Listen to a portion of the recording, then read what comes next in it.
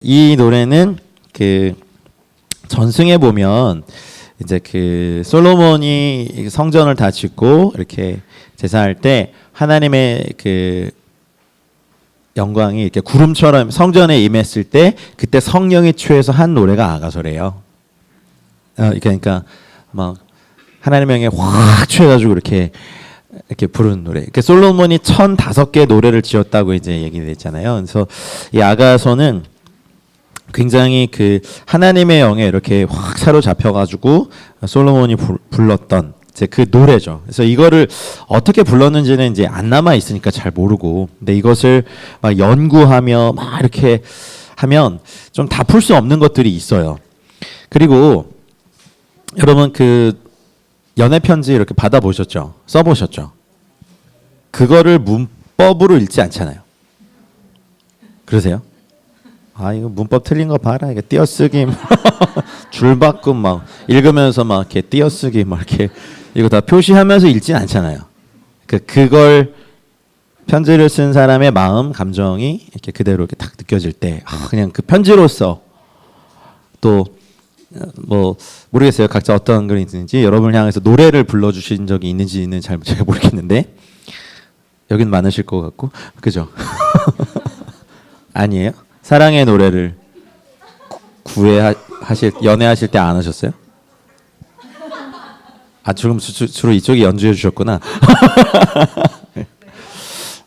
여하튼요, 이것은 하나님께서 우리 사람에게 주시는 노래예요. 노래 중에 노래입니다. 여기 이제 몇 명 이제 등장하는 인물들이 있는데 이제 솔로몬 왕이 있고 술람미 여인이 있고 예루살렘 여자들, 그 밖에 이제 뭐 이제 엑스트라는 아니지만 이제 조연급 배우가 누구냐면 행순하는 자들 파수꾼들이 나와요. 그리고 갑자기 성령님이 확 나와가지고 뭐 그런 사람이 누구냐 막 이렇게 외치고 싹 들어가실 때도 있고. 근데 이게 전통적으로 보면 이제 술람미 여인과 솔로몬의 사랑, 이스라엘 백성들한테는 하나님과 유대 민족의 이야기, 저희들한테는 신부된 교회와 주님과의 사랑입니다. 그래서 로마서가 복음의 어떤 법적인 이런 부분을 얘기한다면 아가서는 하나님의 마음의 복음이라는, 그러니까 이게 거룩한 로맨스라는 별명이 붙어 있어요. 아가서에는 디바인 로맨스라는. 왜냐하면 감정이 나타나고 막 드러나니까. 그래서 아가서는요, 이제 1장에서 4장까지는 주로 그 그리스도 안에 있는 신부의 유업에 대해 집중하고 있어요. 근데 5장에서 8장까지는 이제 분위기나 이게 뭔가 다 바뀌면서 오히려 신부 안에 있는 그리스도의 유산에 초점이 맞춰집니다. 그래서 1장에서 4장까지는 주로 주님이 어떤 분이신가를 고백하고 막 그런 고백들이 표현들이 많이 나오는 반면 5장에서 8장까지는 내가 주님께 어떤 존재인가를 말하는 게 많이 나와요. 그러니까 전환이 바뀌죠. 우리 아까 4장까지 기도했잖아요. 거기에 막 주님이 신부라고 부르신 장면도 나오고 4장의 마지막에 북풍아 남풍아 불어와라 뭐 이런 것도 나온 것처럼 아가서는 그 신부라고 하죠. 교회들이 주님, 신부는 어떤 성별과 상관없습니다. 그 신부가 예수 그리스도와 어떤 관계 안에서 나가는지를 말하는 책인데, 아가서 1장을 한번 보실까요? 아가서 1장 1절에 솔로몬의 아가라. 여러분 솔로몬의 다른 이름이 하나 있죠. 여디디야. 근데 그 이름을 쓰지 않고 그냥 솔로몬이라고 했어요. 솔로몬은 아시다시피 어마어마한 그 부와 뭐 이렇게 그런 영화를 누렸고 이제 후궁들만 거의 막 몇천 명이 있었고, 그리고 가장 좀 그런 게 자라면서 이제 자기 어머니와 다윗 아빠와 있었던 그 이전에 있었던 그 사건들을 아마 들었겠죠. 그래서 그런지 솔로몬에게는 참 이상하게 이렇게 결핍의 상처가 있는 게 보여요. 이렇게 상담한 사람들 입장에 이렇게 보면. 그래서 그것을 수많은 여인들의 사랑으로 채우려고 했고, 다 채워지지 않았어요. 어쨌든 솔로몬에게도 막 잠언과 전도서 막 이런 걸 쓰고 이제 다 허무하고, 이제는 솔로몬이 어떤 노래를 시작하냐면 내게 입맞추기를 원하니 내 사랑이 포도주보다 나음이로구나. 이제 이것을 우리가 아까 말씀드린 세 번째 방법, 교회와 예수 그리스도와의 관계 안에서 풀면요, 너라고 나와 있는 건 주로 주님을 얘기해야 돼요. 그래서 이제 영어로 보면 let him 그로 하여금 kiss me 나에게 입맞추게 해주십시오. The kisses of his mouth 그의 입에서 나오는 입맞춤들로 나에게 입맞추게 해주십시오라는 기도로 시작해요. 근데 여러분 이것이 인간의 영에 주실 수 있는 가장 깊은 것은요. 하나님의 입에서 나온 생기로 우리의 영에 불어넣으시는 것과 하나님 여호와의 입에서 나오는 모든 말씀 신명기 8장 3절 말씀처럼 하나님의 입에서 나오는 모든 말씀으로 우리 영에 입맞춰 주실 때 우리의 영은 깨어납니다. 아멘입니까? 그러니까 아가서는요. 기도로 해야 돼요. 기도예요. 기도 그러니까 말씀의 생기가 불어넣어져 있는 하나님의 말씀으로 내가 이제 기도하는 거예요. 주님, 당신의 말씀으로 입맞춰 주시고 당신의 생기로 나에게 입맞춰 주십시오. 그래서 하나님께서 인간의 영혼에 입맞추실 수 있는 이 놀라운 비밀함이 있어요. 그런데 이 이제 솔로몬은 또 이 땅의 교회는 이제 이걸 아는 거예요. 주님의 입맞춤, 주님 외에는 다른 것이 없다. 근데 이걸 어떻게 고백했냐면 너의 사랑이 이제 당신의 사랑이 포도주보다 나음이기 때문입니다. 이렇게 돼요. 이 땅이 주는 죄가 주는 쾌락의 포도주들이 있어요. 뭐 여러 가지가 있었고 여러분이 예수님 믿기 전에 경험했던 그런 게 있는데 그런 것도 좋은 거지만 예수님 믿고 난 다음에는 이제 좋은 포도주도 있는 거예요. 뭐 건강하고 뭐예요? 이렇게 사업이 또 잘 되고 자녀들도 잘 되고. 이렇게 뭐 사역자로 치면 막 이렇게 교회가 부흥하고 막 이렇게 사역도 잘 나갈 때 이 포도주에도 취할 수 있는 거예요. 그러니까 죄가 주는 포도주가 있고요. 이 포도주가 있거든요. 근데 이것도 주님의 사랑보다는 나에게 그 만족이 되지 않으니까 1장 2절부터 내 영혼에 입맞춰 주십시오라고 이제 이렇게 고백하며 시작합니다. 거룩한 입맞춤은 저도 믿기론 하나님께서 인간의 영에게 주실 수 있는 가장 깊은 것이고 다들 뭐 입맞춤의 기억들이 어떠신지 모르겠지만 그 입맞춤 때문에 지금 결혼하시고 사시는 거 아니에요? 다 씁쓸하게 웃으시는데 근데 인간의 어떤 그런 거 말고 하나님의 입에서 나오는 그 만물을 살게 하신 생기와 말씀 그것이 인간의 영에 우리 같은 로마서를 읽어도 루터는 하나님의 말씀에 입맞춤을 당했어요. 오직 의인은 믿음으로 말미암아 살리라. 이 말씀이 강한 입맞춤으로 우리 이제 이걸 좀 다른 표현하면 레마의 말씀으로 역사하니까 이것이 종교개혁의 어떤 틀이 되는 강력한 원동력이 되죠. 뭐 너희는 내가 분부한 모든 것을 가르쳐 지키게 하라 이런 말씀에 사로잡힌 이제 뭐 돌슨 드룬투만이라든지 이제 그 현대 시대 이 선교회의 기틀을 마련한 분들은 그런 말씀으로 입맞춤 당한 거예요. 땅 끝까지 가서 복음을 전하라, 가르쳐 지키게 하라. 뭐 그다음에 뭐 이렇게 기도 운동 하시는 분들은 제단의 불을 꺼트리지 마라. 이런 말씀들이 단 한 번이라도 우리 인생에 이제 입맞춤이 강하게 확 될 수 있다면 우리 인생은 바뀌는 거죠. 그래서 아가서는 굉장히 강렬한 주님을 향한 고백으로 시작을 해요. 땅의 흙으로 사람을 지으시고 그 코에 생기를 불어넣으실 때 어쨌든 하나님의 입맞춤이 있었어요. 이렇게 거룩한 부르시면 그거를 바라는 거예요. 그래서 당신의 기름이 향기로워 아름답고 당신의 이름이 쏟은 향기름 같으므로 처녀들이 당신을 사랑합니다. 이 고백. 예수님의 이름이 기름이 향기로 아름답고 예수님의 이름은 쏟은 향기름 같으므로 여기 처녀들 예루살렘의 딸들은요 주님을 사랑하지만 아직 성숙하지 않은 그런 사람들을 의미해요. 그러니 주님의 이름과 주님의 기름을 처녀들이 맛보면 더 사랑할 겁니다. 그리고 사랑합니다. 그리고 나는 이미 맛봤기 때문에 이제 하나님 나에게 당신의 입에서 나오는 그 생기와 말씀으로 나에게 입맞춰 주십시오라는 고백으로 시작합니다. 4절에 보시면 왕이 나를 그의 방으로 이끌어 들이시니 당신은 나를 인도해 주십시오라는 신부의 고백이 나와요. 4절은 상반절은 그 신부가 아직 신부라고 안 하죠. 그냥 양치기 소녀가 말하는 거예요. 예. 이것이 신부의 두 가지 비전이에요. 주님께 이끌림 당해서 그 침상으로 들어가 주님과 친밀함이 나누는 장소로 들어가 이끌려 당하는 것과 그렇게 하시면 우리가 당신을 따라 달려가겠습니다. 그러니까 열방으로 같이 뛰어나가겠다는. 그러니까 하나님의 첫째 계명과 사람들을 향한 둘째 계명의 간극이 여기 있어요. 이렇게 주님 나를 이끌어 주십시오. 그리고 그 침궁에서 나와 사랑을 나눠 주십시오. 그러면 내가 주님과 함께 달려가겠습니다라는 신부의 비전이 1장 4절에 나오는 거예요. 이것이 여러분의 비전이길 축복합니다. 그러니까 이게 그냥 비유 같지만 이게 굉장히 한 말씀 한 말씀이 굉장히 달라요. 자, 그 다음에 당신의 사랑이 포도주보다 진함입니다. 처녀들이 당신을 사랑함이 마땅함입니다. 또 나오고 1장 5절에 보면 아가서의 핵심 어떤 그 영적인 원리 중에 하나가 1장 5절인데 같이 읽어볼까요? 예루살렘 딸들아 내가 비록 거무나 아름다우니 계달의 장막 같을지라도 솔로몬의 휘장과도 같구나. 우리가 얼마나 죄인인지 우리 존재가 얼마나 검고 소망이 없는 것에 대해만 초점을 맞추고 우리가 하나님께 얼마나 사랑스러울 수 있을지를 말하지 않는 것은요 주님 앞에서 오히려 우리의 믿음을 파괴해요. 수치감에 이끌려 다니는 그런 신자들만을 만들어요. 여러분 우리가 주님께 검고 죄인일 뿐이고 벌레만도 못한 나쁜 놈이고 나쁜 년이라는 걸 인정하는 건 그렇게 오래 안 걸려요. 이걸 인정하는 건 겸손이 아니라 그냥 인정이에요.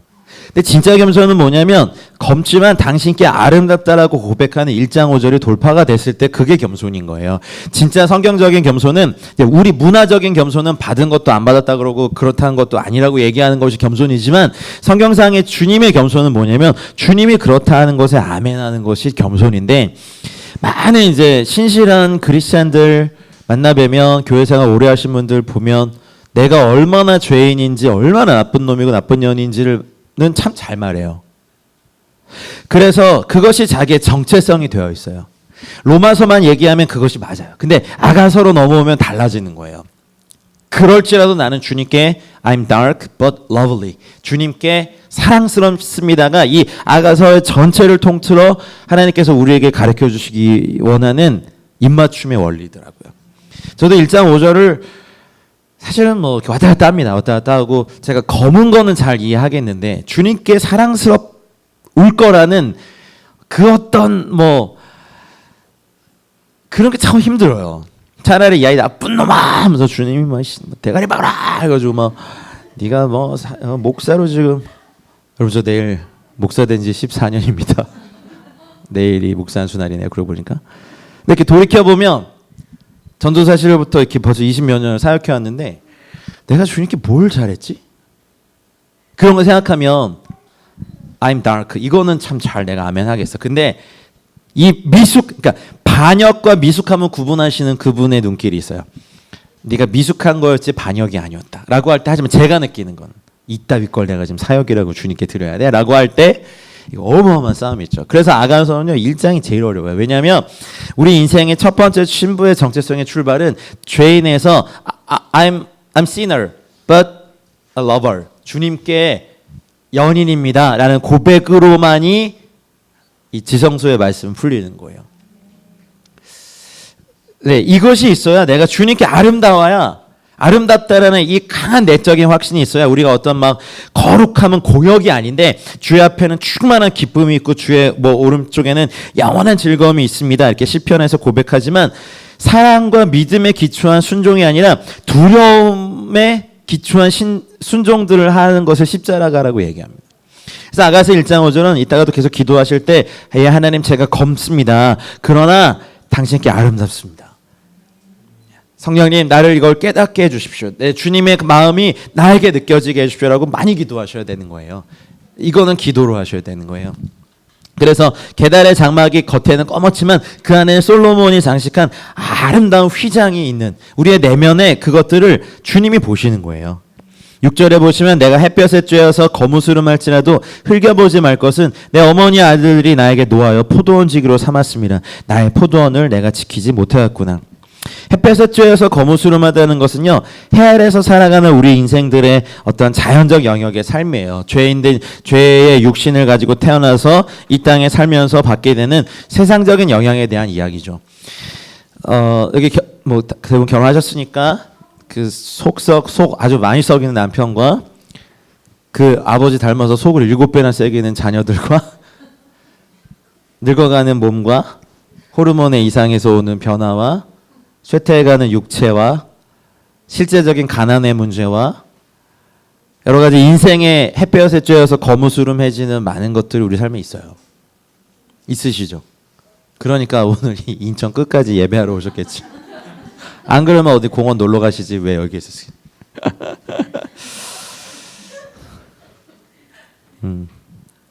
이거 보세요. 내 어머니의 아들들이 나에게 놓아요.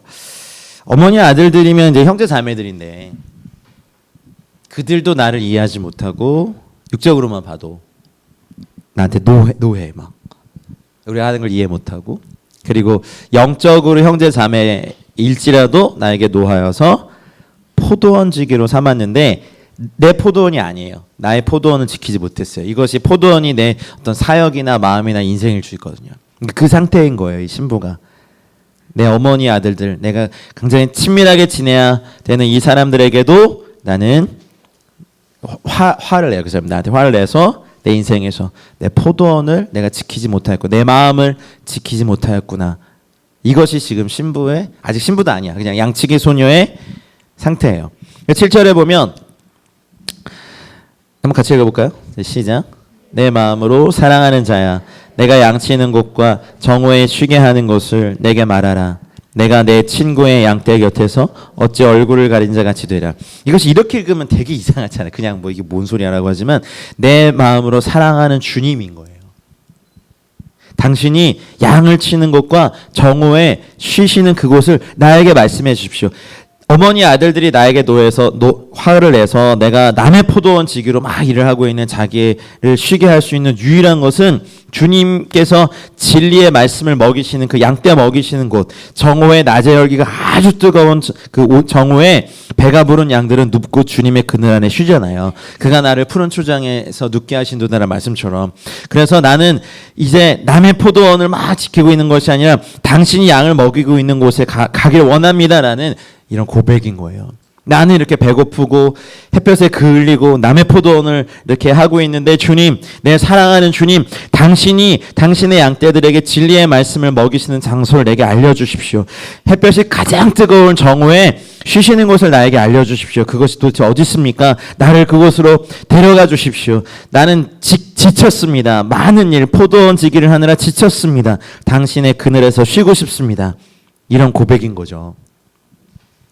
여러분 동의하세요? 여러분 마음이세요? 그래서 내가 당신 친구의 양떼 곁에서 어찌 veiled woman이 돼 있군요. 얼굴을 가린 여인같이 되겠습니까?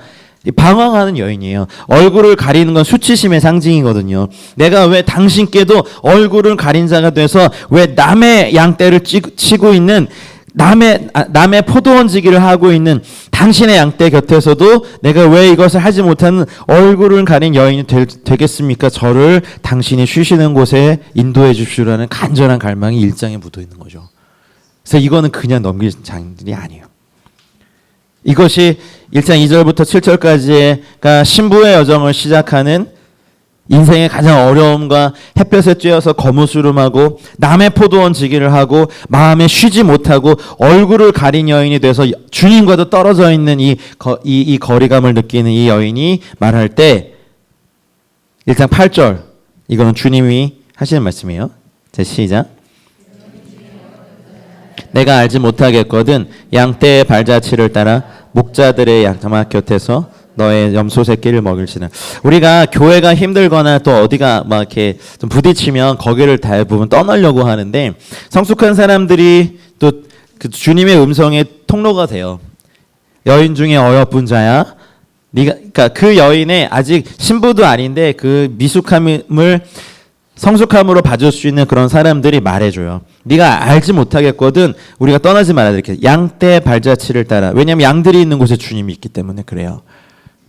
이제 아가서가 막 이렇게 들어오기 시작하는 분들의 영적 시즌을 이렇게 보면 대부분 골방을 너무 추구하시는 분들이 이 시즌을 아가서의 말씀 먹어요. 이렇게 보니까. 근데 그때 그럼에도 불구하고 잊지 말아야 될 게 뭐냐면 양떼들의 발자취를 따라 가야 돼요. 왜냐하면 주님이 거기 계세요. 나중에 8장에 가면 또 그래요.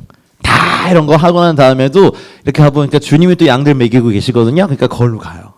근데 1장에서와는 달라요. 1장에서는 얼굴 가린 여인이 돼서 정말 극심한 수치감과 나는 검습니다. 억지로 나는 검으나 아름답습니다. 근데 나중에 가면 나는 당신께 아름답습니다. 이렇게 막 말해요. 회복된 신부들의 정체 그러거든요. 그래서 목자들의 장막 곁에서 양도 아니야. 염소 새끼를 먹여라. 양이라면 그런 거보다 하지만 웬 염소? 막 들이받고 막 뿔 나 있고 막 거절감, 그러니까 건강하지 않은 고립을 하는 거절하세요. 근데 이때 9절에 주님이 이런 고백에 대해서 뭐라고 하시냐면 내 사랑아 이렇게 해요. 아직 신부라고 안 부르세요. 내 사랑아 내가 너를 바로의 병거의 준마에 비하였구나. 너의 두 뺨은 따은 머리털로 내 목은 구슬깨미로 아름답구나. 이것이 주님이 하신 11절까지 우리가 너를 위하여 금사슬의 은을바가 만들리라. 주님의 성품은요 신부를 향하여서 내 사랑이라 부르시면서 주님의 사랑을 여러분의 마음에 확인시켜 주시는 거예요. 근데 우리 막 검으나 아름답고 막 간절히 막 이렇게 고백하는 저희들에게 준마라고 바로의 병거의 준마 왕이 타는 왕의 그 힘과 능력의 상징인 준마이구나. 근데 아직은 노새 같아 이렇게 보면 고집도 엄청 세고 막 길도 안 들어져 있고 일로 가자면 절로 가고 막 이러잖아요. 근데 그것이 여러분 안에 있는 그 미숙함과 열정과 깎이지 않은 것들이 다 이렇게 만져져서 나중에 왕이 타는 준마가 될 것을 주님은 보고 계시는 거죠. 이것이 하나님의 시선이더라고요. 저희는 과거의 근거에서 현재를 평가하는 것밖에 못해요. 아유 과거에 그런 나쁜 짓을 했어? 아유 사람 안 바뀌어. 저 사람 못했을 거야. 이렇게만 딱 여기까지만 얘기하지만 하나님은 그럴지라도 앞에 이 사람이 이렇게 바뀔 거야라고 말씀하신 여기까지 가서 이거를 여기에 보시는 거죠. 지금의 상황에서는 준마? 노새도 안 되겠다. 나는 혼자서 못 일어나고 제가 준마래. 아이고 웃기고 있네. 막 이렇게 우리 이럴 정도. 근데 주님의 말씀에 아멘하는 것이 믿음이에요. 이건 주님의 안목이니까. 뺨은요 잘 보셔야 되는데 아가서에서요 감정을 나타내요. 근데 두 뺨에서 기쁨도 나타나고 화도 나타나고 여러분 막 발그레 이렇게 상기된 볼들. 너무 오래전 얘기세요? 이제 나를 발그레 할 게 없어 이제 살면서. 너무 슬프다 인생이. 뭐 좀 뭐 기쁨도 있고 막 즐거움도 있고 막 가을 날씨에 막 이런 것도 누리고 그래야 되는데 항상 화가 나 있어 얼굴에 막. 고집만 여기 막 내천자 이렇게 막. 뺨은 하나님께 또 신부의 감정 마음을 계속 나타내는 거예요. 너의 두 뺨은 따은 머리털이라고 했는데 이것이 굉장히 아름답게 만들려는 이제 이렇게 만들어서 주님께 대해 아름다운 걸 말씀하시는 거예요. 그리고 너의 목 이 아가서에서 목은요 상징적으로 의지를 나타내요. 좋은 의지도 있고 안 좋은 의지도 있고. 근데 너의 목은 구슬꿰미로 아름답구나. 이거는 이제 보석 목걸이. 그러니까 주님께서 주시는 우리 목이야 막 짧고 뭐 나 있고 막 여기 뭐 이렇게 주름 생기고 저도 뭐 요즘 막 나하고 막 이러는데 이 목에 여러분 목걸이 왜 하세요? 목걸이 거의 안 하셨네? 하셨네요. 이제는 꾸미지도 않으시는 거죠?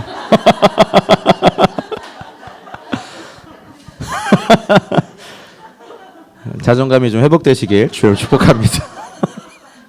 꾸미면 뭐 하나 뭐 이 비싼 걸 걸든 싼 걸 걸든 뭐 알아주는 놈도 없고 막 설마 그런 거 아니죠?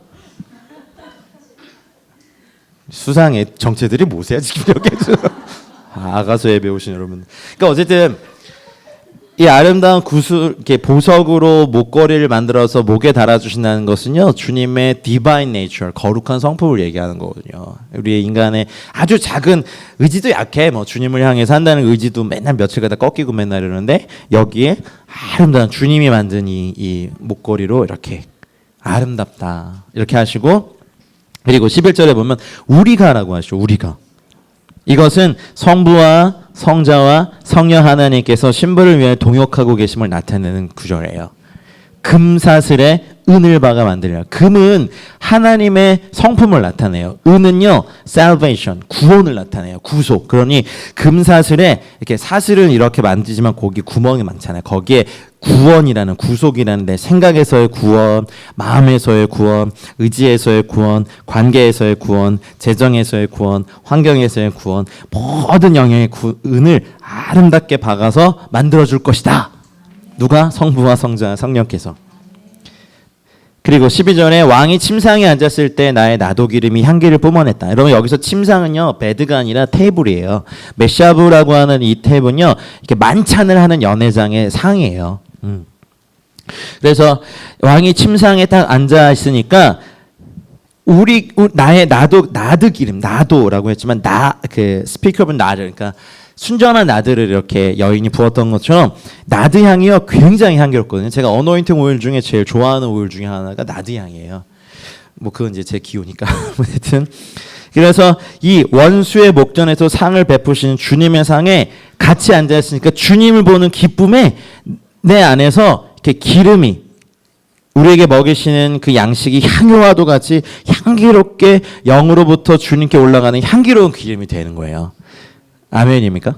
그러니까 이렇게 여기는 다 노래고 비유이기 때문에 이거를 이제 한번 이렇게 해석을 하고 저희가 이걸 대해야 되는 거예요. 너무 여러분 좋아하고 사랑하는 사람이랑 같이 식사를 하거나 같은 곳에 있으면 좋으시죠? 막 이렇게 웃으시고 막 그냥 누가 보면 아이고 입이 그냥 여기 걸렸어. 우리 동역 간사님 요즘처럼 입이 계속 막 걸려 있어. 그 말은 그쵸, 결혼했으니까 신부를 맞이한 기쁨. 그러니 내 사랑하는 주님의 상에 내가 앉으니까 주님을 보고 주님 여기 좀 목걸이도 달아두시고 막 이렇게 했거든요. 그러니까 내 안에서 주님이 먹이신 양식, 그 만찬에서 제가 먹는 음식을 말미암아 제 영 안에서 하나님을 향한 향기로운 게 탁 나가니까 이게 나드 기름이 뿜어져 나오는. 그러니까 여러분 뭐 어디에선 주님 예배하고 주님이 너무 좋아서 그냥 흥얼거리고 찬양하고 고백하고 기도하는 것 자체가 주님께는 너무 향기로운 거예요. 기도의 향이 그냥 막 뭐 태우는 썩는 쓰레기 타이어 태우는 것 같이 향이 올라가네 뭐 이게 아니라 막 아주 향기로운 그 나드 향이 이렇게 이걸 한번 태울 수도 없고 어쨌든 막 이렇게 그런 거예요. 이렇게 아름다운 주님께 향기. 할렐루야. 13절 나의 사랑하는 자는 내 품 가운데 몰약향 주머니요 나의 사랑하는 자는 내게 엔게디 포도원의 고벨화 송이로구나. 아가서에서의 몰약은요 이제 귀한 향유잖아요. 장사를 지낼 때 시체에 바른 데 사용됐고 화제에 붓는 기름이기도 하고 동방 박사가 갖고 왔던 그 예물이잖아요. 그래서 죽음, 고난 이런 걸 얘기해요. 그래서 예수님께서 유일하게 성경에서 몰약의 향기를 뿜으실 수 있는 근원은요 주님밖에 없어요. 그리고 그 십자가에 참여하는 성도들. 그래서 나중에 보면은 주님도 신부를 향하여 몰약의 향기가 난다고 고백한 장면이 나와요. 아가서에 보면. 왜냐하면 주님의 고난을 내가 동참하니까. 근데 그 사랑하는 내 주님이 나의 품 가운데 내게 오셔서 내 안에 계신 그리스도께서 이렇게 품어내시는 향기는 나는 나도 기름이지만 주님께는 몰약향 주머니인 거예요. 이거를 신부가 이제 알기 시작해요. 그리스도의 고난과 함께 이렇게 이렇게 올라오는. 그리고 엔게디 포도원은 그 다윗이 피해 다니던 그 곳인데 황무지에 있는 오아시스. 이번에 이스라엘 가보시면 엔게디 저희 막 감격해서 막 찬양도 하시고 막 발도 담그시고. 근데 거기에 풀과 나무들이 풍성하고 고벨화 송이는요 이렇게 송이라고 되어 있지만 다발이에요. 여기 이제 이렇게 원어로 보면 굉장히 아름다운 고벨화 꽃들이 확 펴가지고 이 모든 향기를 초월한 향기를 나타내는 게 고벨화 송이 다발이에요. 이것은 우리 주님의 성품을 의미합니다. 우리는 잘못된 종교가 말하는 어떤 그런 드라이한 종교가 아니라 주님의 성품에 매료된 내가 사랑함으로 병이 난 신부는 바로 그런 상태거든요. lovesick worshipper라는 단어가 있어요. 이렇게 상사병에 걸린 예배자들, lovesick evangelist, 그러니까 상사병에 걸린 복음 증거자들. 이 마지막 때 교회가 처음에는 이제 죄의 형벌을 받지 않고 저주에서 끊어지려고 그렇게만 주님을 바라던 걸 넘어서서 이제 사랑함으로 병이 나서 주님께 막 나아가는 교회가 됐을 때 주님은 그것을 보고 뉴와인이라고 하세요. 아멘입니까? 그걸 주님이 원하세요. 15절에 보니까 내 사랑아 너는 어여쁘고 어여쁘다. 너의 눈이 비둘기 같구나. 이건 주님이 여러분에게 말씀하시는 거예요. 빨리 아멘 하세요. 근데 이게 자발적으로 아멘이 잘 안 돼. 여러분 자신이 다른 사람에게 아름다운 존재라는 정체성을 갖고 사세요. 그러시면 참 건강하신 건데 저는 이런 게 없거든요.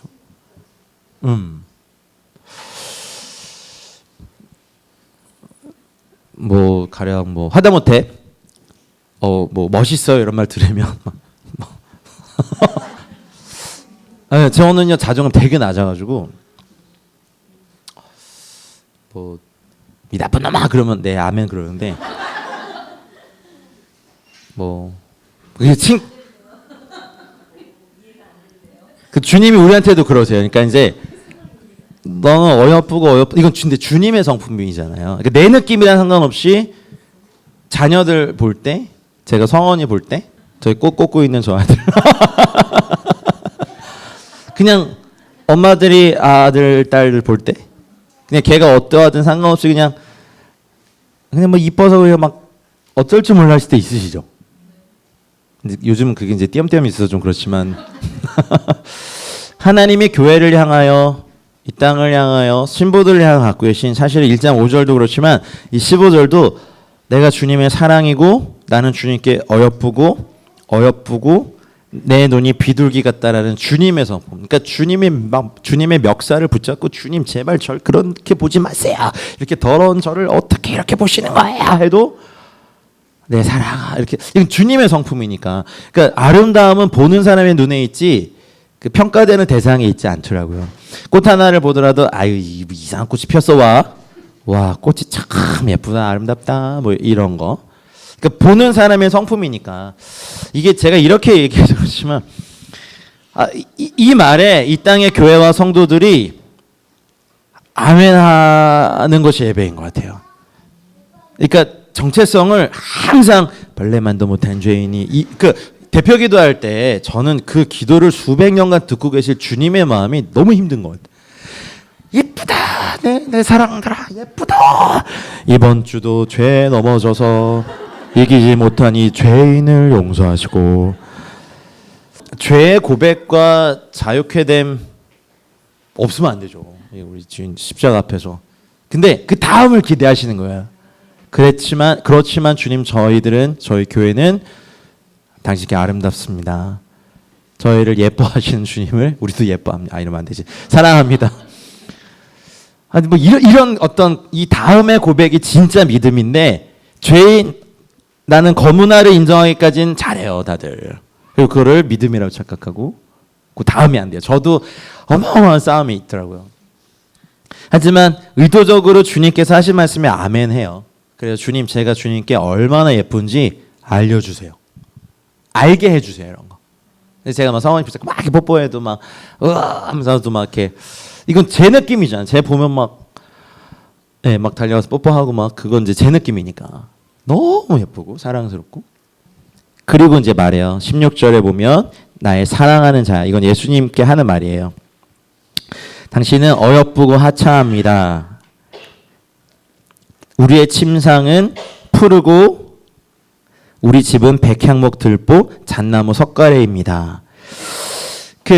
이제는 이 말에 신부가 내 사랑하는 분 당신은 예수님 당신은 어여쁘고 화창합니다. 우리 빛 대신 주 어둠 가운데 여기에 그 영어 가사에 보면 how lovely, how 뭐죠? 핸섬이라고 나와 있나? 어쨌든 이 고백이 나와 있어. 당신이 얼마나 사랑스러우신지, 얼마나 놀라우신지 우리가 주님을 경배합니다. 뭐 이렇게 고백하는 게 있거든요. 그래서 당신이 이제부터가 예배인 거예요. 당신은 어여쁘고 화창하고 이 침상 이게 쉬기도 하고 사랑을 나눈 장소인 이 장소가 참 푸르고 거기에 이제 들보, 잣나무, 석가래처럼 그 구조가 단단하다는 얘기예요. 주님과 내가 이 누리는 이 안식을 누리는 이 장소는요, 참 푸르고 단단합니다. 이 백향목 들보와 잣나무, 석가래가 딱 있는 것처럼. 아멘입니까? 그러니까 우리가 누릴 수 있는 두 가지의 안식이 있어요. 주님만. 첫 번째는 죄 사함의 안식이에요. 죄가 이렇게 사함을 받았을 때 그 누리는 자유함. 두 번째 안식은 뭐냐면 친밀함의 안식이에요. 그래서 주님의 무릎에, 주님의 가슴에 이렇게 주님께 안겨서 쉴 수 있는 것이 안식이죠. 그래서 이 침상은 굉장히 배타적인, 그러니까 다른 사람에게 방해받지 못하는, 방해할 수도 없는, 그래서 신부가 이것을 굉장히 좋아하고 사모하게 되죠. 그런 사랑을 받고 2장 1절에 보면 나는 사론에 수선하여 골짜기에 백합하로다. 이것에 대해서 이것이 그 예수님이 하신 말씀이다.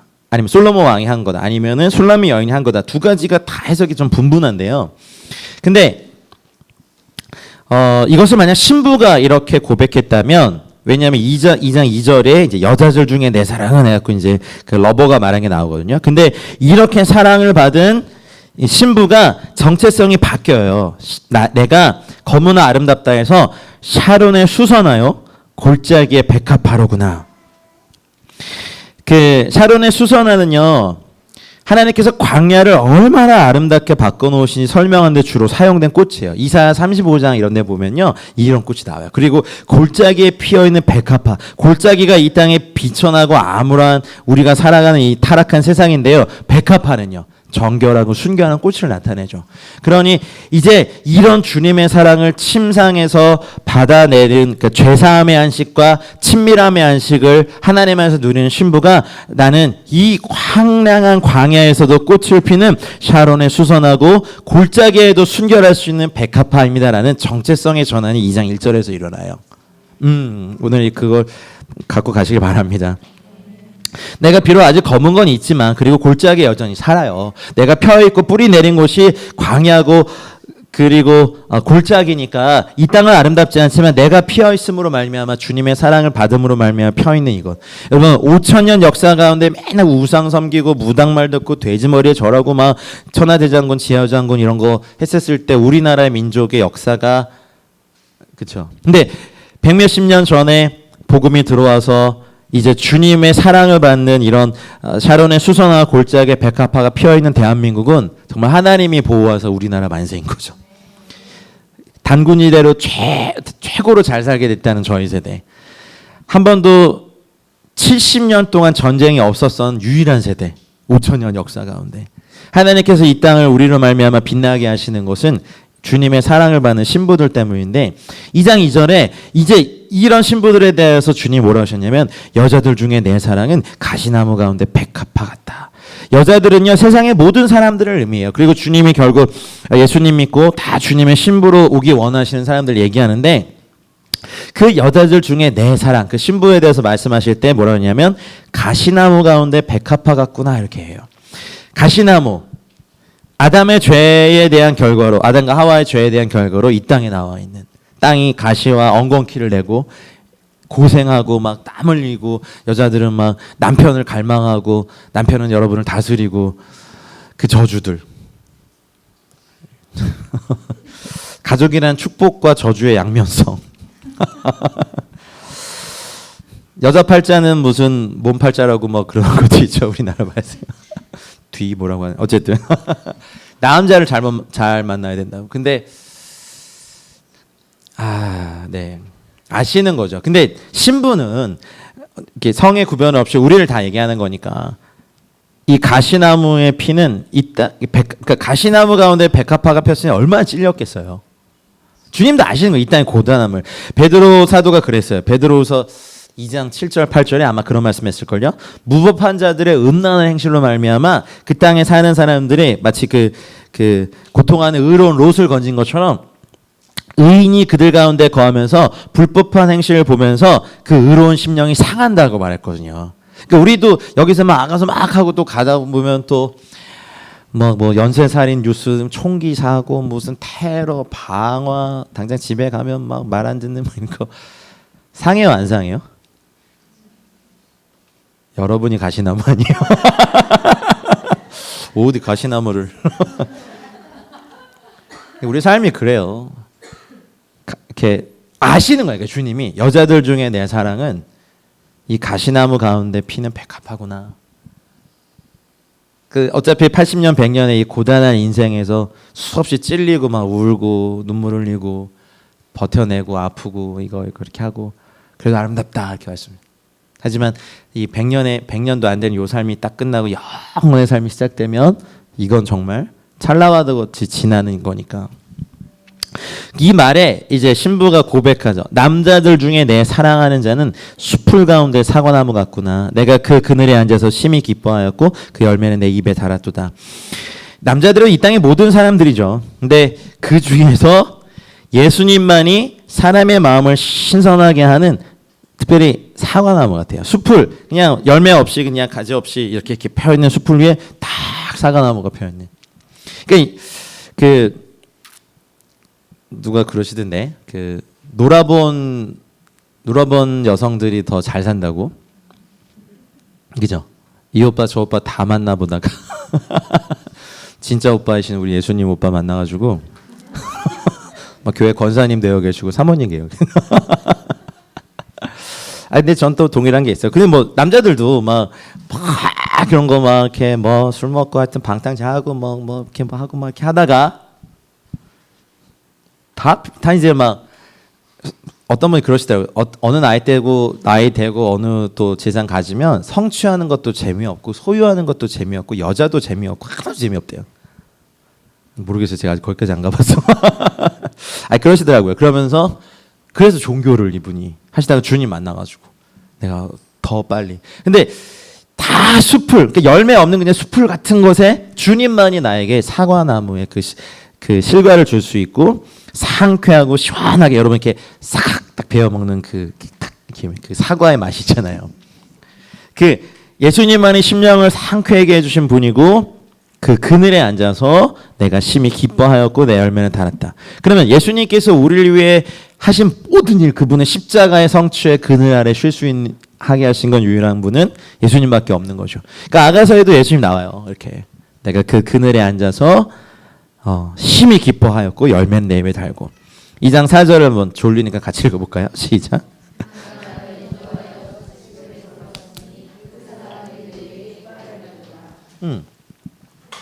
자신의 심령을 아까 1장에서는 지키지 못했잖아요. 근데 하나님께서 주님을 찾았을 때 주님의 상으로 인도하시고 안식과 영적 양식을 통해 큰 기쁨을 누리게 했을 때 이제 잔치집에 들리세요.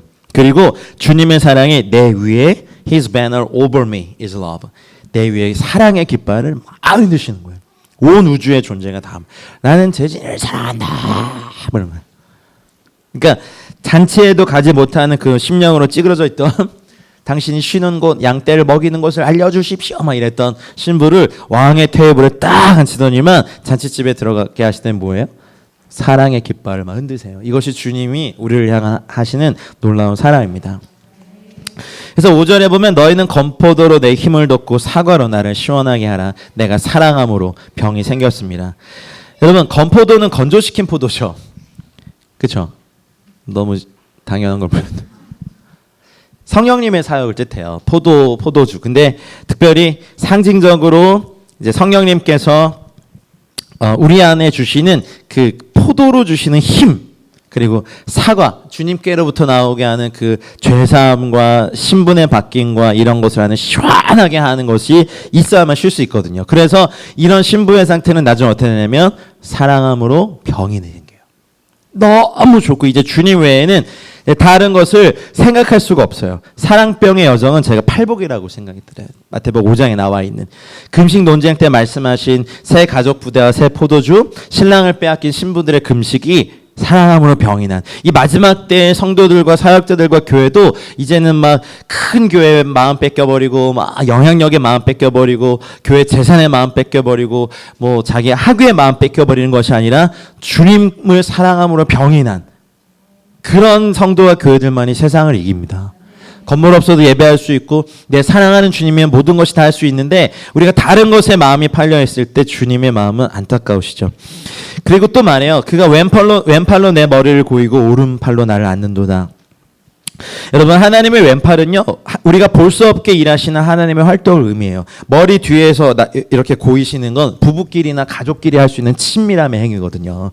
그러니까 하나님이 내 왼팔, 자신의 왼팔로 내 머리 뒤로 이렇게 고이실 때, 내가 기도할 힘도 없고 하나님께 나아갈 힘조차 없을 때, 내가 누워있을 때 내 뒤로 팔을 넣으셔서 나를 고이신 하나님의 은혜, 그리고 오른팔로 나를 안으시는 것은요, 보여지고 알 수 있게 임하는 하나님의 활동을 의미해요. 이건 느껴지고 알 수 있는 거예요. 우리는 능력의 오른손을 구하지만 사실은 주님의 왼팔 사역이 우리를 더 안위하시는 거예요. 근데 이제 신부는 그걸 아는 거야. 그래서 7장에 보면, 예루살렘 딸들아, 내가 노루와 들사슴을 두고 너에게 부탁한다. 내 사랑이 원하기 전에는 흔들지 말고 깨우지 말아라. 여러분, 영적인 계절이 바뀌어요. 우리가 영적 생활할 때 공동체도 영적인 계절들이 있어요. 부르심의 단계도 다르고.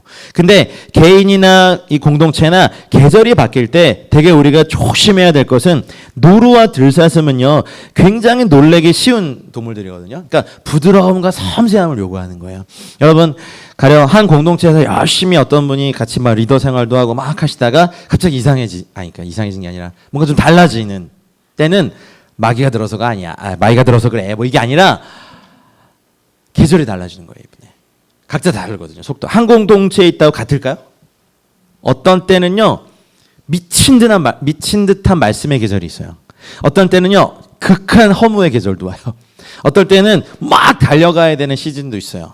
열방으로 사람에게 대해서. 근데 계절이 바뀔 때마다 내가 익숙하게 해왔던 것들이 나에게 은혜가 안 되니까 내가 느끼는 당혹감이 있을까 없을까요? 주변 사람들도 그래요. 이해가 안 돼요. 나중에는 파수꾼이 돼서 쳐버려요. 옷도 벗겨버리고. 5장에 보면.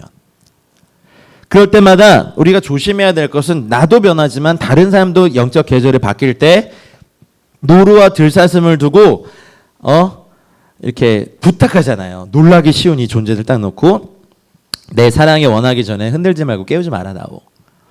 이거 우리가 아니 예전같이 왜 열심을 못 내는 거야? 구역장 하나 더 해, 구역 하나 더 맡아, 막 이러면서 막 이렇게 막 하고, 또 뭐 성경 공부 왜 안 나와? 막 그러고 막. 예전엔 나오지 말라 그래도 가는 시즌도 있어요. 근데 아무리 가고 싶어 해도 가기 싫은. 근데 내가 주님을 사랑하지 않는 것도 아니고, 목사님도 사랑하고 내가 우리 교회도 자꾸 사랑하는데 뭐지? 이제 이럴 때. 근데 제가 참 조심하는 건, 이런 선교의 말씀은 공동체의 말씀과 다른 이제 스케줄로 막 선포되고 말해지니까, 다른 말씀 먹다 보면 여기 왔다 가신 분들이 이 공동체에 또 다른 계절로 들어가 버릴 때 욕은 먹죠. 막 거기서 뭘 배웠길래 리더 생활 잘하던 사람을 이렇게 바꿔놨어, 막 이런 거. 근데 그분은 여기 아니어도 어디를 가도 바뀔 시즌이야. 지금 이제 가을 됐잖아요. 그렇죠? 이제 곧 겨울 되잖아요. 그러니 여러분, 우리 자신도 그렇고 다른 사람에 대해서도 이렇게 볼 때 노루와 들사슴으로 부탁을 하실 정도로 주님이 이끄시기 전까지는요, 흔들지 말고 깨우지 말아야 돼요. 대신 기도만 해주세요. 이렇게. 그러니까 막 비난하거나 막 그러지 말고, 가령 계절이 막 겨울로 바뀌었는데 어디 긴 팔을 쳐 입고 나와, 신발 가서 반팔 안 입고 막 이게 안 되는 거야. 그게 하나님의 비밀인데, 모든 영적인 계절이 똑같을 거라 생각하지 마시고, 전사님 나중에 사역하실 때 성도들이 다 다르거든요. 계절이. 잘 보고 분별하시고 은혜가 있길 바래요. 저는 이런 거 가르쳐주는 사람 없었거든요. 아가서 보면서 그렇구나. 그래서 영적인 시즌이 바뀔 때 주님이 막 이렇게 원하기 전에 흔들지 말고 깨우지 마셔야 돼요. 영적 봄에는 새로운 진리들이 뿌려지죠. 영적 여름에는요, 물 대어줘야 되죠. 잡초 제거해야 되죠. 막 가지를 쳐줘야 잘 자라요. 영적 가을은요, 추수의 계절이 있어요. 영적 겨울은요, 잎사귀 열매 다 떨어지고 막 이렇게 이제 거의 그냥 나무만 있어, 그냥 이렇게. 그럴 때 있죠. 그러면은 영적인 봄이나 여름의 계절을 사는 분이 이거 다 겪고 이미 파리하게 이렇게 돼 있는 분을 막 정죄해서는 안 돼요.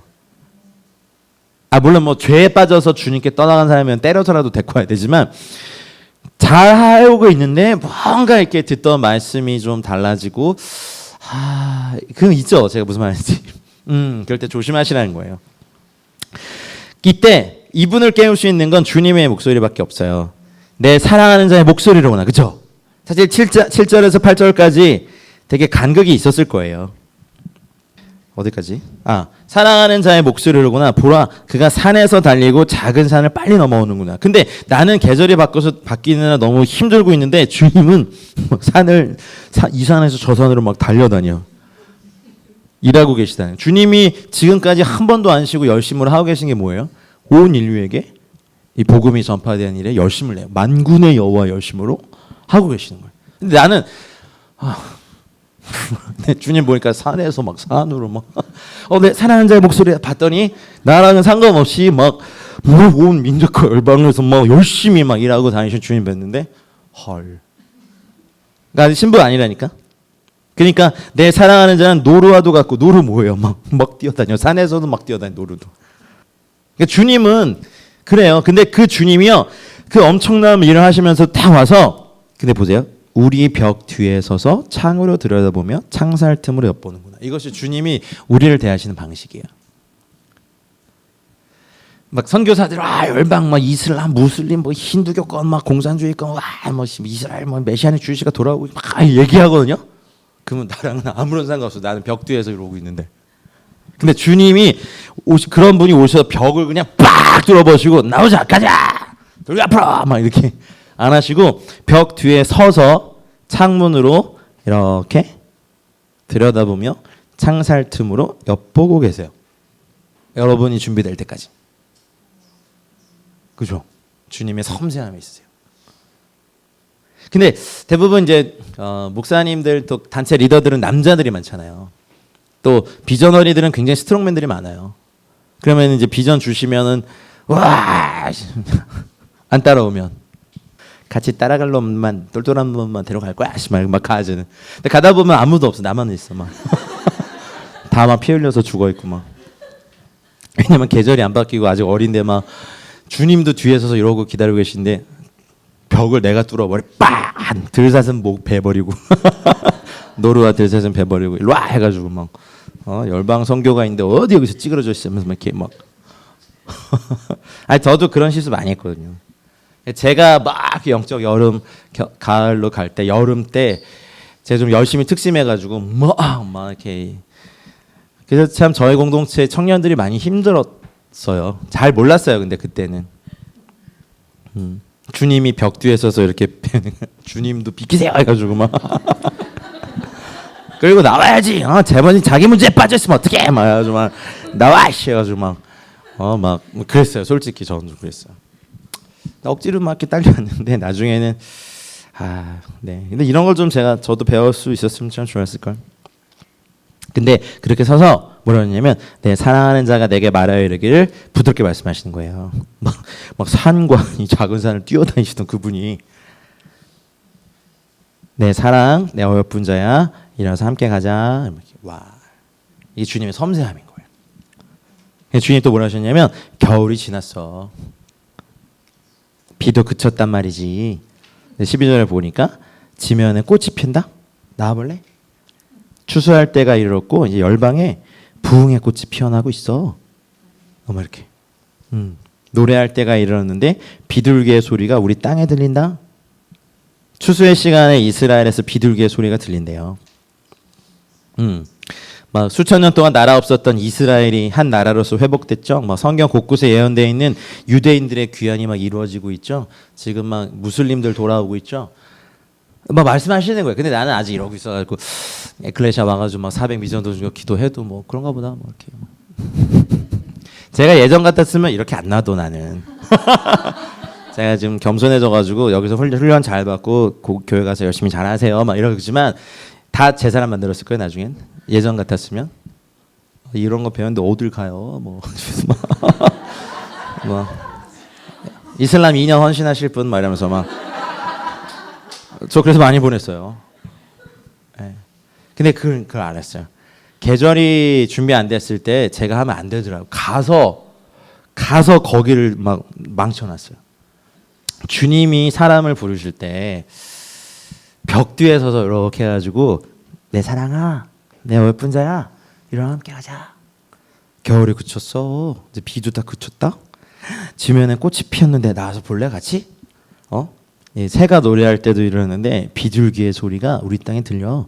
무화과 나무에는 푸른 열매가 익었어. 성경에서 무화과 나무는 이스라엘이잖아요, 솔직히, 그죠? 근데 이스라엘을 의미하는 건 마지막 때가 이제 가까이 왔고, 푸른 열매라는 것은요, 이제 바로 다 익기 전에 열매가 무화과의 푸른 열매거든요. 그리고 포도나무는 꽃을 피워 향기를 토하는 거. 이게 뭐예요? 포도로 대표되는 성령님의 사역이 막 열방에서 향기를 토해내요. 막 남미의 그 대부흥들, 뭐 인도 지방의 부흥들, 지금 이슬람권에 이러는 부흥들 이렇게 막 얘기해요. 또 얘기. 근데 부드럽게 내 사랑, 내 어여쁜 자야, 일어나서 함께 가자. 그게 어디 있냐면 바위 틈 낭떠러지 은밀한 곳에 있는 내 비둘기야, 이렇게 말하죠. 틈은 이제 성경에서 이 틈은요, 예수님이 십자가 위에서 받으셨던 예수님의 옆구리의 상처로부터 시작되는 구원을 의미하거든요. 모세가 출애굽기 30장에 보면 주님 이렇게 지나가실 때 모세를 반석 틈에 이렇게 두시고 주님이 이렇게 덮어 주시거든요. 낭떠러지 은밀한 곳은 어딜까요? 이렇게 떨어져 있는 곳이니까. 여기 보면 이제 두 가지가 가능한데, 예수님께서 떨어지셨던 그 죽으셨던 음부의 끝, 부활의 직전, 그리고 여기서부터 올라가는 야곱의 하늘 사다리, 뭐 그렇대요, 전통적인 해석은. 그래서 거기서부터 나와라, 나의 비둘기야, 내가 네 얼굴을 보고 싶구나, 네 소리를 듣게 하라, 네 소리는 부드럽고 네 얼굴은 아름답거든. 14절 이제 주님이 막 청하시는 거야. 야, 참 주님이 참 좋으셔. 그죠?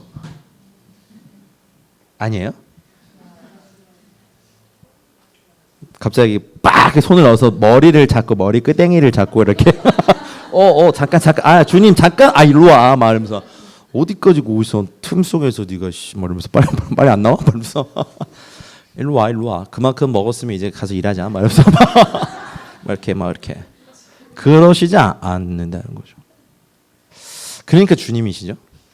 사실 뭐 그 틈에서 이렇게 은밀하게 떨고 있는 뭐 이렇게 여인 한 명 안 데리고 가도 주님 다 하시거든요. 착각하시는 거. 여러분 없어도 세계 복음만 이루어져요.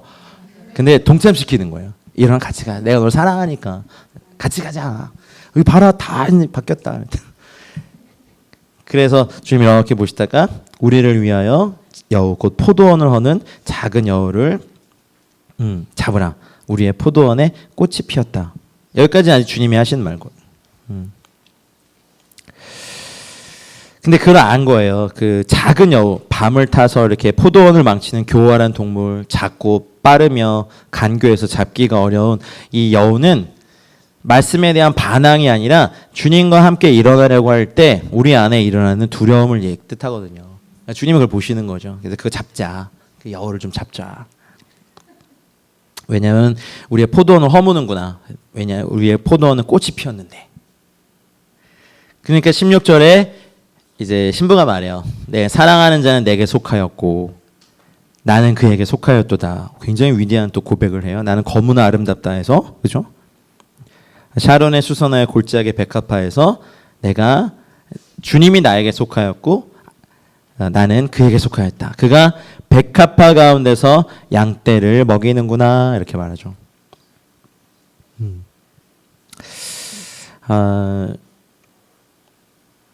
17절에 내 사랑하는 자야, 날이 저물고 그림자가 사라지기 전에 돌아와서 베델의 산의 노루와 어린 사슴 같을지라. 이거는요, 신부가 하는 말인데 주님께 하는 말이에요. 내 사랑하는 예수님, 날이 저물고 그림자가 사라지기 전에 돌아와서가 돌아가십시오라는 거예요. 돌아가세요라는 거절이에요. 주님이 이렇게까지 하셨는데, 베데르란 뜻 자체가 히브리어로 분리거든요. 분리. 베데르 산이 어디인지 몰라요. 근데 그러니까 분리. 그러니까 주님과 내가, 주님 베데르 산으로 돌아가세요. 거기에 있는 노루와 어린 사슴 같이 저는 아직 주님을 쫓을 수 없어요. 이게 이제 2장의 마지막이에요. 그러니 아직 신부라고 안 불러. 3장에 가니까 3장 1절 한번 읽어보실래요? 자, 시작.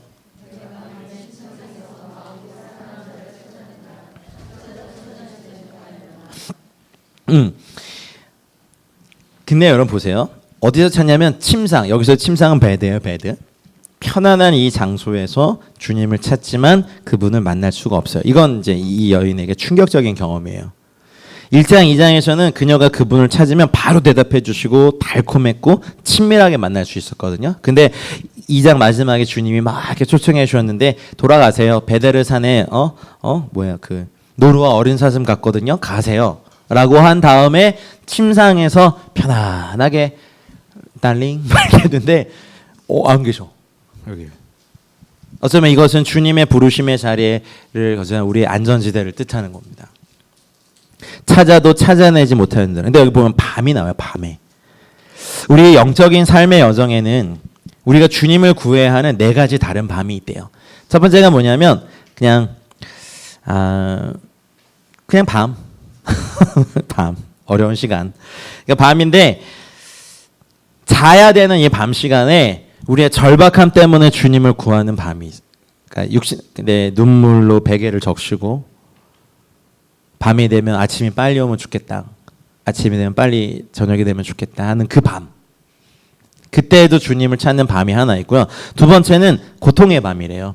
다윗이 사울에게서 도망치며 다닌 광야의 삶, 요셉이 지하 감옥에 있었을 때와 같은 힘겨운 상황들, 어쩌면 뭐 이혼, 파산, 가족의 이유 없는 사고, 범죄, 피해, 사별, 뭐 이해할 수 없는 어떤 그런 고통들이 있잖아요. 마치 하나님이 충만할 때는 바로 대답하시는 좋은 분 같더니만 내가 좀 힘들면은 대답 싹 얼굴 싹 닦는 메조키스트 같은 나쁜 하나님 막 이렇게 느껴질 때 그 밤. 세 번째는 유혹의 밤이래요. 죄로 말미암아 이렇게 내가 실제로 죄에 빠져서 겪는 밤. 하나님의 얼굴 가리시는. 네 번째는 영혼의 어두운 밤이에요. 이것은 주님을 따라가지만 주님의 이따 5장에 또 나와요. 이 영혼의 밤의 실제는 5장에 나와요. 아직은 아니야. 근데 주님이 이 얼굴을 가리셨거든요. 이따가 5장에 대해서 영혼의 어두운 밤부터 얘기해 드리겠지만 주님을 따라가지만 그리고 말씀에 순종해서 가지만 주님이 얼굴을 가리시는 아주 오래된 시간들을 얘기해요. 그것은 이렇게 보면 부재라는 임재를 가르치시는 시간이래요. 아무리 찾아도 하나님 없어. 하지만 계셔.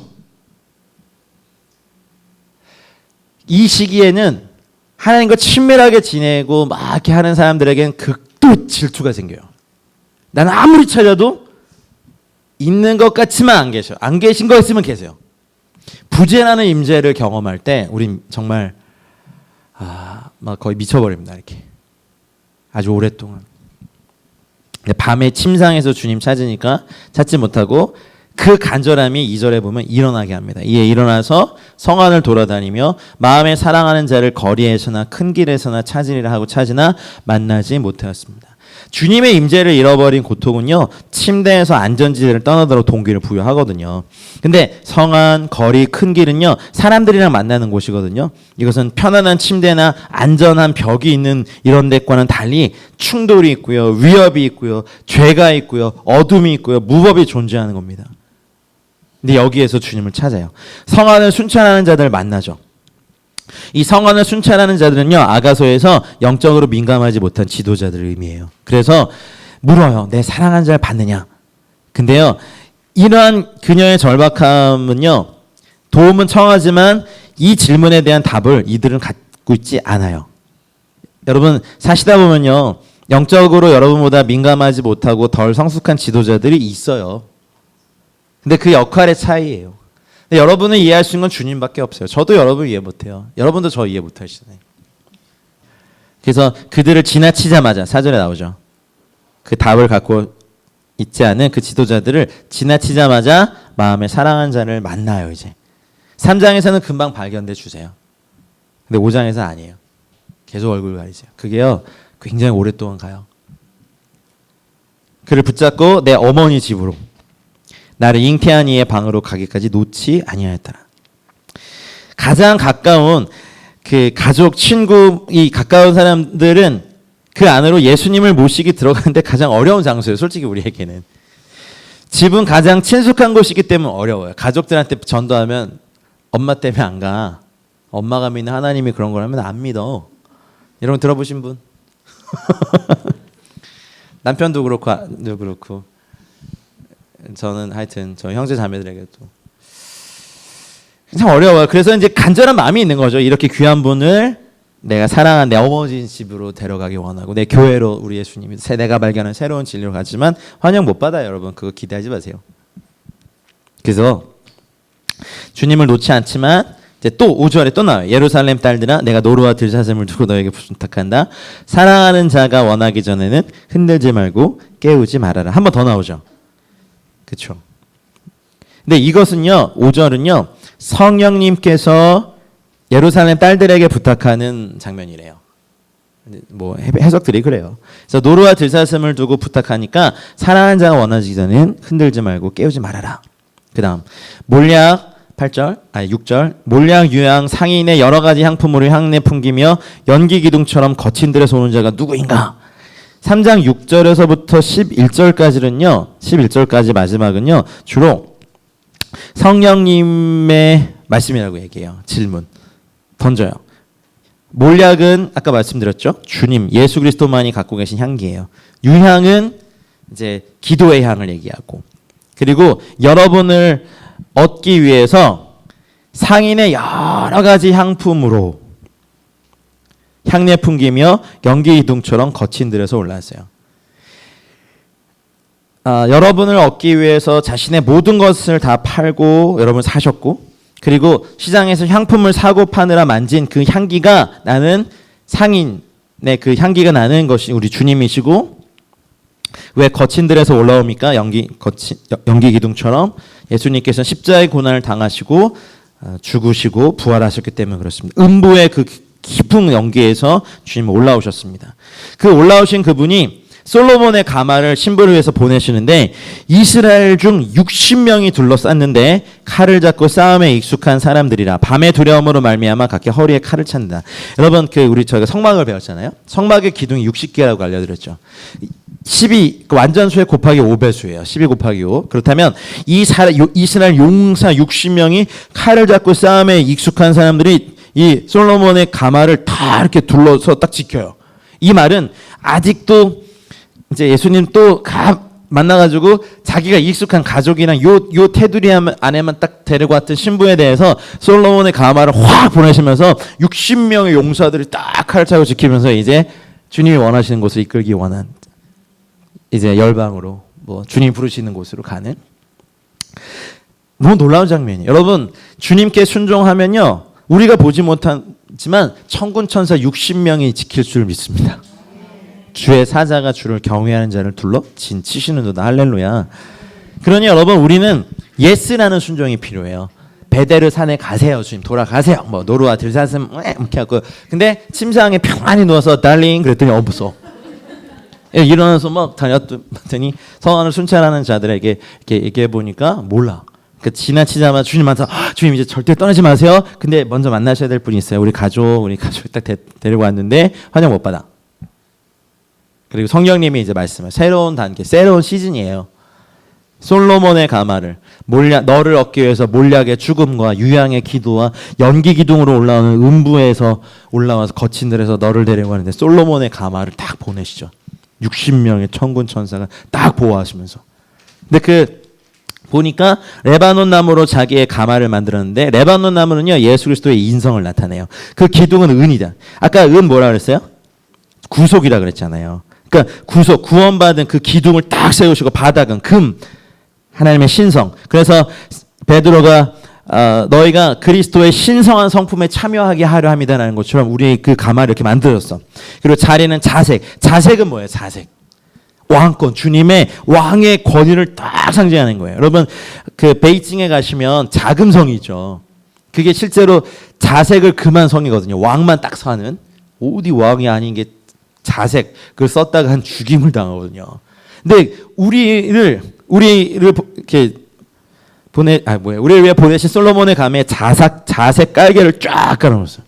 바닥은 금이고 기둥은 은 구속이고 내 신부다라고 말씀하신 주님의 배려인 거예요. 그래서 11절에 시온의 딸들아 거기 안에 그 안에는 예루살렘 딸들의 사랑이 엮여져 있구나. 할렐루야. 다른 사람들 아직 미숙하지만 신부가 될 준비하고 있는 이 딸들의 사랑도 여기에 엮여져 있습니다. 그래서 시온의 딸들아 나와서 솔로몬 왕을 봐라. 혼인날 마음이 기쁠 때 그의 어머니가 씌운 왕관이니 그 머리에 있구나. 막 외쳐요. 시온의 이제 예루살렘 여자들이 자신의 정체성과 부르심을 깨닫게 될 때 영광스러운 시온의 여자들로 살게 될 걸 믿습니다. 그리고 어린 양의 혼인잔치가 다가오고 있어요. 그리고 나중에 보면 그의 어머니, 성경에 보면 이 어머니로 대표되는 교회가 있어요. 교회. 어머니가 씌운 왕관이 그 머리에 있구나. 근데 이것은 결과적으로 주님이 주시길 원하시는 면류가 이 땅에 영광과 존귀로 관씌우는 것일 줄 믿습니다. 자, 드디어 4장입니다. 예. 여기 보면요. 4장에 보면 주님이 이제 4장은요. 6절하고 16절 빼고는요. 전부 다 주님이 말씀하신 장이에요. 그래서 4장은 아까 제가 디바인 로맨스라는 표현을 썼죠. 주님이 이제 그렇게 순종하고 가마를 타고 오는 신부에 대하여서 어떻게 얘기하시냐면 내 사랑아 너는 어여쁘고 어여쁘다.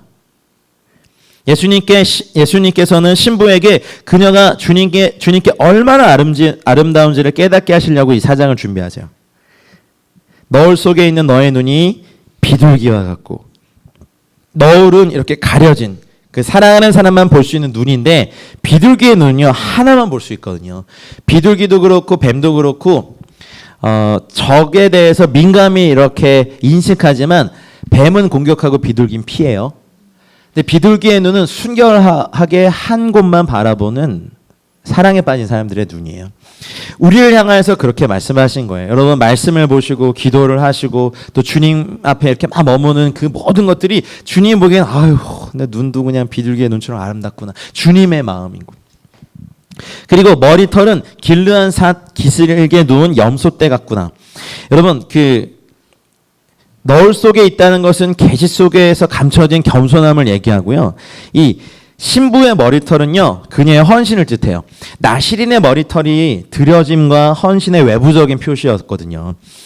근데 보면 길르한 산 기슭의 염소는 풍성하게 먹었기 때문에 염소가 잘 먹는 곳이기 때문에 윤택한 장소들이 많은, 그래서 여러분이 영적으로 되게 잘 드신 여러분들의 영적인 눈으로 보는 머리털은요 그 길르한 산 기슭의 눈 굉장히 기름진 염소떼 같이 맨들맨들할 거예요.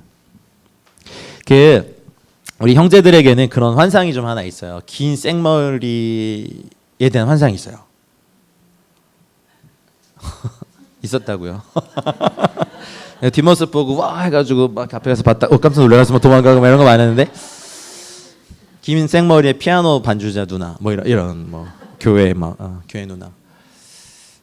근데 이게 하나님의 성품이기도 해요. 뭐 그 따은 머리털로 주님 왕과 이렇게 엮여져 있다는 표현도 있는 것처럼, 그러니까 주님이 보시기에는 영양분을 잘 공급받은 윤기 나는 머리털, 그리고 그것을 사랑하는 사람에 대한 헌신을 얘기하죠. 그리고 이전에 보면 너의 이는 목욕장에서 나온 털 깎인 암양, 곧 새끼 없는 것은 하나도 없이 각각 쌍태를 낳은 양 같구나. 이것은 이는요 음식을 씹는 능력이잖아요. 양분 얻을 수 있는 능력인데 우리의 이가 하나님의 말씀, 이제 부드러운 게 아니라 이제 단단한 것도 삼킬 수 있는 그런 이로 우리를 보시는 거고, 털이 깎여 있다는 것은요 이렇게 육신적인 불규칙한 열정의 다듬어짐을 얘기하는 거죠. 그래서 말씀에 대한 근면을 얘기해요. 쌍태를 낳은 양 같아요. 그래서 그러니까 이가 새끼 없는 것이 하나도 없이 쌍태를 낳은 털 깎인 암양과 같다. 쌍태를 낳았다는 것은 풍성한 결실을 뜻하거든요. 여러분이 말씀을 묵상하고 먹음으로써 말미암아 우리 삶을 깨끗하게 지킬 수 있고, 이 깨끗함은 하나님의 말씀을 묵상해서 많은 열매를 맺는다는 거예요. 이것은 아직 그렇게 이루어지지 않았는데 주님이 예언적으로 그리고 신부의 아름다움을 깨우쳐 주시는 장면이에요. 그래서 4장 요 앞부분은요 정말 디바인 로맨스의 핵심이에요. 3절에 보면 너의 입술은 홍색실 같다. 홍색실과 같다는 것은 다른 이를 구속하게 만드는 그 복음을 전하는 아름다운 홍색실, 예수님의 보혈로 깨끗하게 씻겨 있는. 그리고 여러분 화장할 때 입술 바르시죠? 또 몇 분 안 바르셨네. 이제 뭐 바르나 마나 뭐 이러면서 안시 뭔가 이렇게 입술에 어떤 그런 게 있잖아요. 포인트. 그리고 너의 입이 어여쁘다. 입은 하나님과 또 친밀함을 나타내요. 우리가 그냥 프리 허그는 많이 봤어도 프리 키스를 아무나 하진 않죠. 그 보셨어요? 근데 아무나하고도 막 이렇게 뽀뽀하고 그러세요? 되게 친밀한 사람들끼리 부부끼리 하거나 자녀 막 하거나 이쁜 애 손자 손녀들 보시면 그냥 막 그냥 그쵸.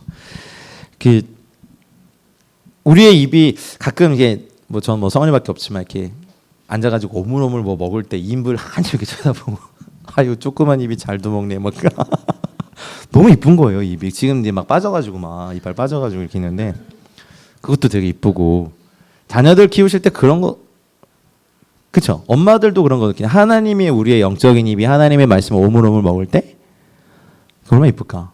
그리고 그 입을 통하여서 새 노래도 하고 사랑한다 얘기하고 친밀함에 입맞춤도 하고 뭐 그런 거 할 때 우리 입이 당신께 굉장히 예쁘죠. 그리고 너울 속에 내 뺨은 석류 한 쪽 같다. 아까 뺨 말씀드렸죠. 뺨.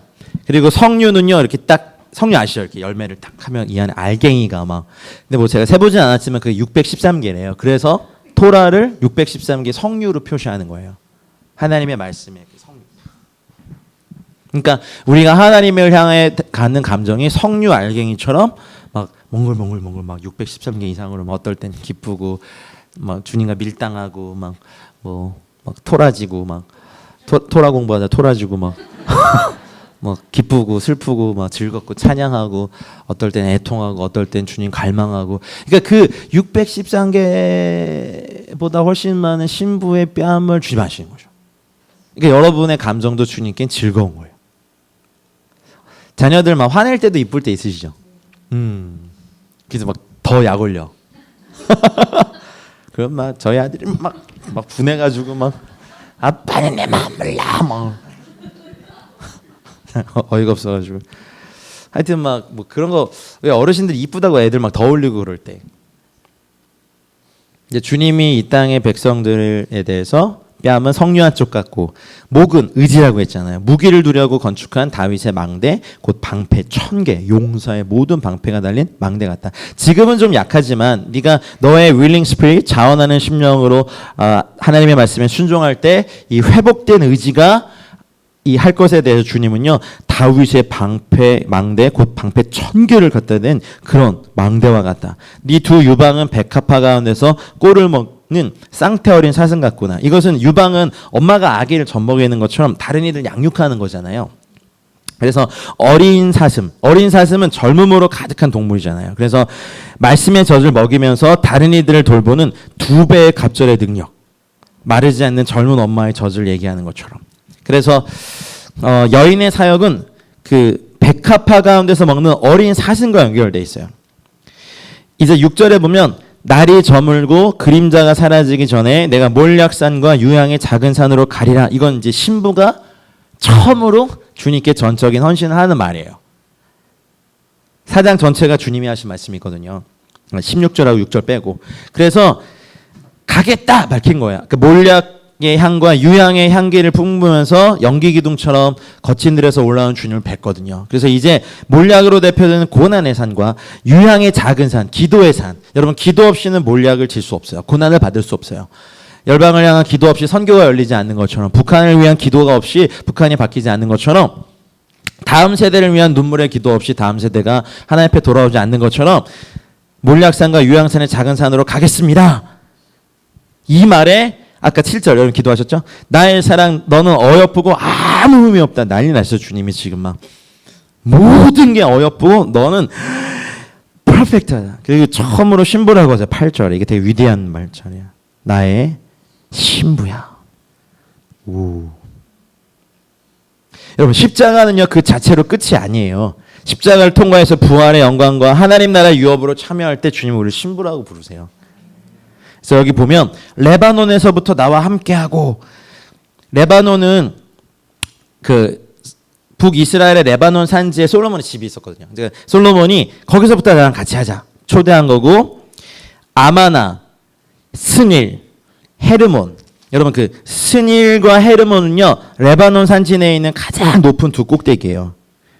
헤르몬 산은 요단강 동편에 있고 근데 아마나 산은 아마 어디도 나오지 않아요.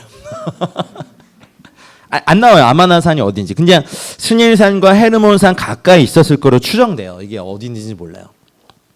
근데 그 꼭대기에서부터 이거 보세요, 여러분.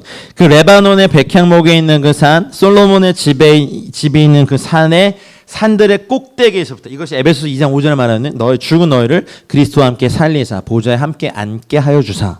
이제 우리의 위치를 이 땅에서 하늘로 싹 바꾸셔서 이제 위에서부터 꼭대기에서부터 사자굴과 표범산에서 내려와라. 이건 뭐냐면 이 땅에 사탄, 육체, 사탄의 종로로 사는 사람들, 산발락과 도비아 같은 사람들, 세상, 사망, 이 사자와 표범이 으글으글 되는 것을 이제는 위에서부터 나랑 같이 내려가자.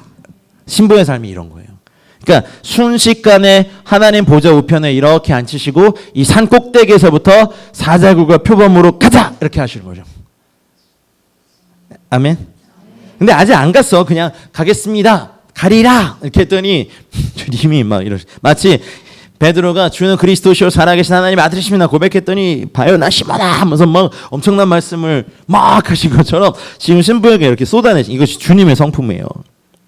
그리고 9절에 내 누이 내 신부야 네가 내 마음을 빼앗았구나. 네 눈으로 한번 보는 것과 네 보기에 구슬 한 깨미로 내 마음을 빼앗았구나.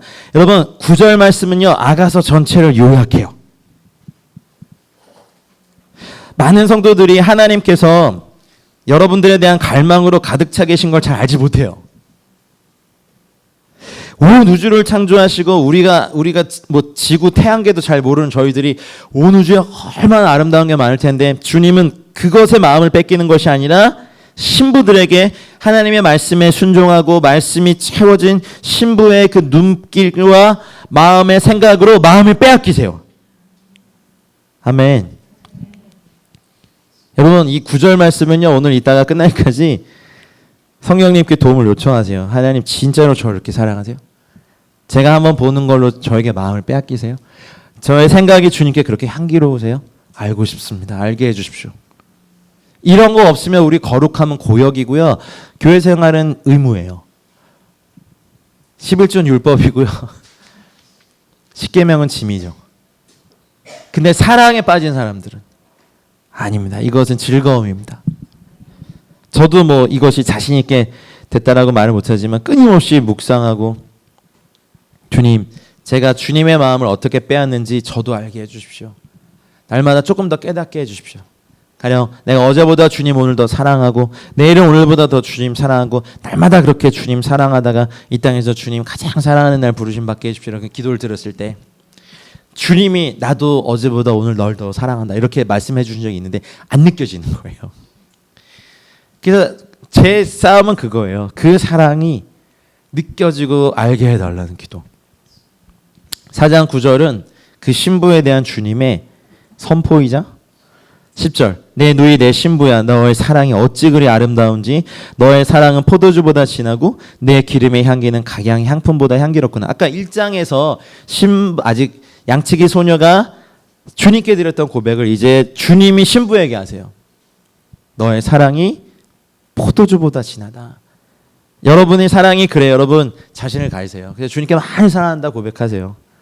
이 땅에서 주님과 아주 아름다운 뷰티풀 메모리 많이 만드시길 축복합니다. 안 그러면 천국에 가서 여러분 주님과 영원히 서먹해요. 누구 막 썩소 주님이 잘했어 이렇게 서먹게. 아니 근데 그런 거요. 뭐 이렇게 이제 목사들은 사실 이제 뭐 출생 예배 뭐 이런 것도 있고 이제 임종 예배, 천국 환송 예배도 섬기잖아요. 근데 막 이제 자기 마음대로 사시다가 이제 막 마지막 때 막 목사들 강제로 납치해가지고 막 중환자실에서 마지막 막 체인스톡 호흡하고 계신 분한테 복음 전하고 이제 영접하고 가시는 분들도 할렐루야인데 할렐루야잖아요. 지옥에 가는 것보다는 뭐. 근데 이제 씁쓸한 거예요. 저분이 주님이라고 그냥 돌아가시기 전에 딱 한 번 부르고 가셨는데 천국 가서 주님이랑 무슨 얘기하지? 아니 뭐 주님 성품상 뭐 그래도 급속도로 친해지시겠지만 그건 주님 성품이고 누구 네가 누구더라? 뭐 주님 이러시면 그리고 죽기 전에 한 번 딱 주님 해봤어. 그런 생각 안 해보셨어요? 제가 그런 이렇게 예배하고 오면서 집에 돌아오면서 저분의 인생이 참 이런 마음이 드는 거예요. 주님이야 막 환영해 주시고 막 하시겠지만 평생을 주님과 함께 아름다운 메모리 막 만드시면서 사신 분들과 이분과 여러분 하여튼 주님 여러분을 향한 주님의 마음이 이렇다는 거 4장을 통째로 외우시든지 뭐 어떻게 성령님이 깨닫게 해주실 수밖에 이거는 뭐 설교자가 해드릴 수 있는 게 아니에요. 네 입술에서는 꿀방울이 떨어지고 내 혀 밑에는 꿀과 젖이 있고 내 의복의 향기는 레바논의 향기 같고 이건 주님의 이렇게 느끼신다니 누리세요 주님의 내 누이 내 신부는 잠근 동산이고 덮은 우물이고 봉한 샘이고 이건 주님만 마실 수 있어요. 순결함이에요. 너에게서 나는 것은 석류나무와 각종 아름다운 과수와 고벨화 나도풀과 나도와 버노아와 창포와 개수와 각종 유향목과 몰약과 침향과 모든 귀한 향품이요. 이게 뭔지는 사실은 정확히는 다 모르겠어요. 하지만 상쾌한 과실 향기 나무 향풀 신부가 이렇게 과수원으로 묘사가 되는 거죠. 그러니까 삶과 사역에서 풍성하게 결신하는 것을 나타내죠. 석류나무와 과실은 다른 이들을 기쁘게 하는 영향력이라고 전통적으로는 해석해요. 고벨화 나도풀은요 우리 삶에서 역사하시는 성령님의 귀하고 값진 사역을 의미하고요. 뭐 유향목 이런 건 기도의 사역, 몰약은 십자가, 침향 이런 건 자아의 죽음, 모든 귀한 향품도 마찬가지죠. 그리고 그리고 신부를 향하여서 너는 동산의 샘이고 생수의 우물이고 레바논에서부터 흐르는 시내로구나. 샘은 지면 아래 감춰진 물의 근원이거든요. 공급의 내적 근원이 내주하신 성령님께 있다고 주님이 이제 우리를 향해 말씀하시는 거예요. 그리고 그 샘이 이제 모여지면 우물이 돼요. 저장하죠. 그래서 필요할 때 이것을 끌어올려서 다른 사람을 위해서 쓸 수 있는 생수 같은 은혜를 공급하는 신부를 나타내죠. 시내는요. 물이 바깥으로 흘러가는 것을 말해요. 그래서 시내는 땅 밖으로 나가며 샘물은 땅 아래에 있는 거예요. 여러분 샘도 풍성하게 우물도 풍성하게 충만하게 시내는 맑게 그러니까 여러분의 내적인 것이 안에 쌓이는 거 샘 그리고 그것이 차고 올라서 고여 있어. 그래서 목마른 사람들이 우물을 길어서 먹을 수 있는 우물 그것들이 흘러나와 이렇게 막 가는 시내가 되길 주님 축복해요. 그것이 성경의 이름과 같이 그 배에서 생수의 강이 흘러나오는 은혜입니다. 자, 드디어 16절 이거 같이 읽어볼게요. 이런 고백에 대해서 신부가 뭐라고 고백하는지 보세요. 자, 시작. 북풍아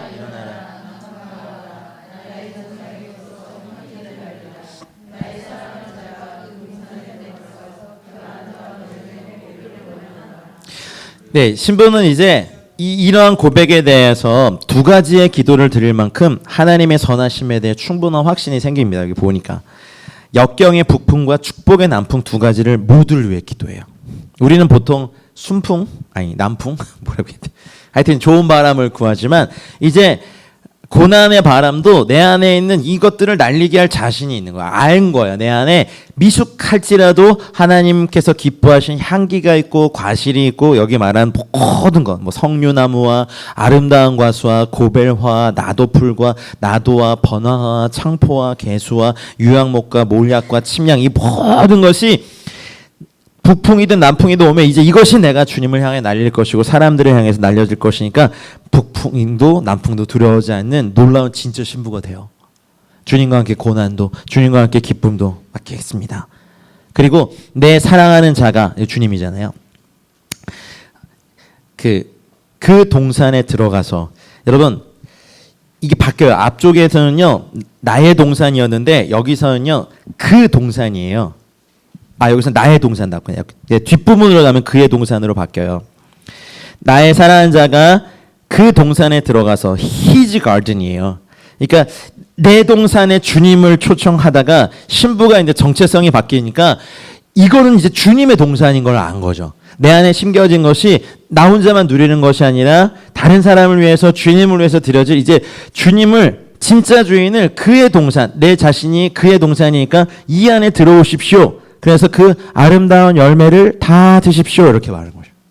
신부가 굉장한 전환이 있죠.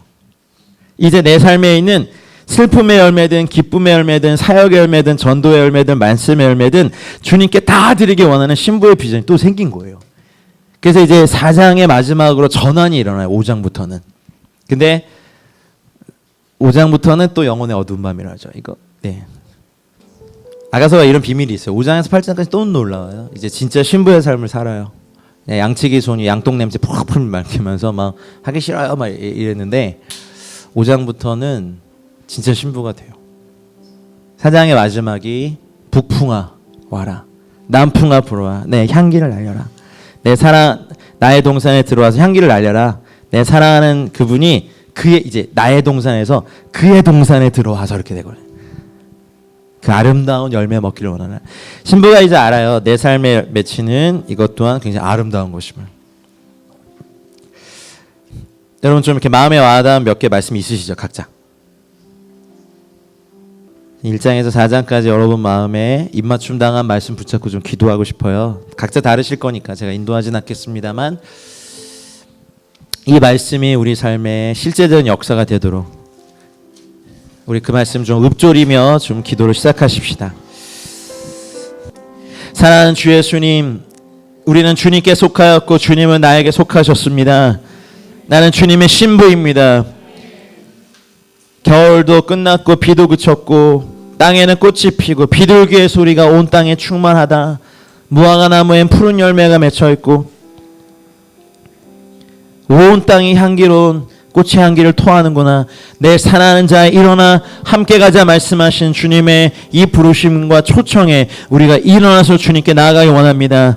우리 안전지대를 떠나 주님께 날 달려가기 원합니다. 주님이 나를 보고 계시는 그 눈에 나도 나를 보게 하여 주시옵소서.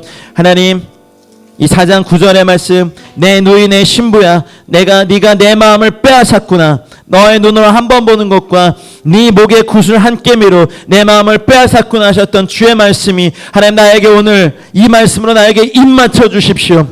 내가 어떻게 주님의 마음을 빼앗을 수 있습니까? 내가 어떻게 주님께 내 포도주의 향기로 주님을 취하게 할 수 있겠습니까? 나는 사랑함으로 병이 나기 원합니다. 나는 사랑함으로 병이 나기 원합니다. 주님이 나를 보시는 그 눈으로 내가 바뀌기 원합니다. 주님 나를 그 영역으로 이끌어가 주시옵소서. 우리의 침상은 푸르고 백향목과 잣나무의 가래가 있는 그곳 누구도 침범할 수 없고 주님 이 솔로몬의 가마에 내가 올라서겠습니다. 칼찬 60명의 용사로 나를 호위하신 주님의 은혜를 내가 누리겠습니다. 은기둥이 서 있고 금으로 바닥이 되어 있고 자색 깔개가 되어 있는 이 가마에 타 주님과 함께 올라가 레마돈 산지와 아마산과 헤르몬과 스닐산의 꼭대기로부터 사자굴과 표범산으로 달려내려와 주님과 함께 이 땅을 달려가겠습니다. 나를 신부의 여정으로 이끌어 주시옵소서. 주님 사랑합니다. 주님 사랑합니다. 그리고 주님의 사랑의 마음을 더 알려주십시오. 나는 주님의 신부입니다. 주님은 나의 모든 것입니다. 더 계시하여 주시옵소서. 감사하며 예수님의 이름으로 기도하였습니다.